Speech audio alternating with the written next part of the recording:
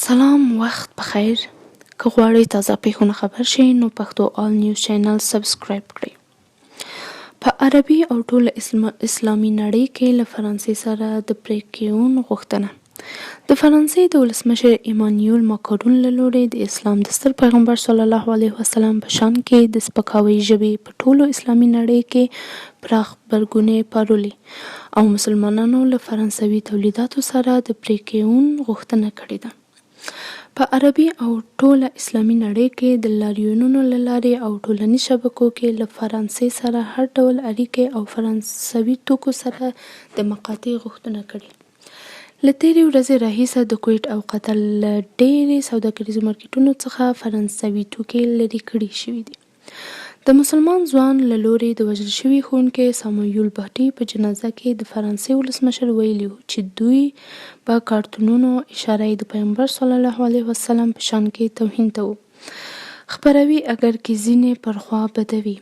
ماکرون زیاته کړې وه چې هیواد باید د سیکولریزم بیرغ لوړ وساتي. د اسلام همکاري سازمان د فرانسې له لوري پر اسلامي مقدساتو روان بریدونه غندلي دي. د اسلامي همکاري سازمان وایي د فرانسوي چارواکو د وروستنیو څرګندونو له امله د فرانسې او اسلامي نړۍ اړیکې خرابېدای شي. کویټ د اسلامي همکاري د سازمان د اعلامیې ملاتړ کړی او دا یې د ټول اسلامي امت غږ بللی دی.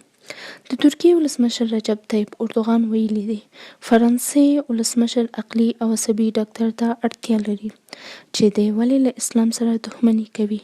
د قطر په مارکېټونو کې هم له فرانسوي توکو سره د پریکون پریکړه شوې ده. همدارنګه د قطر پوهنتون هم ویلي دی د فرانسې د وروستیو پیښو له امله د فرانسوي کلتور اونۍ نمانځلې تر نامعلومه نیټې ځنډولې ده.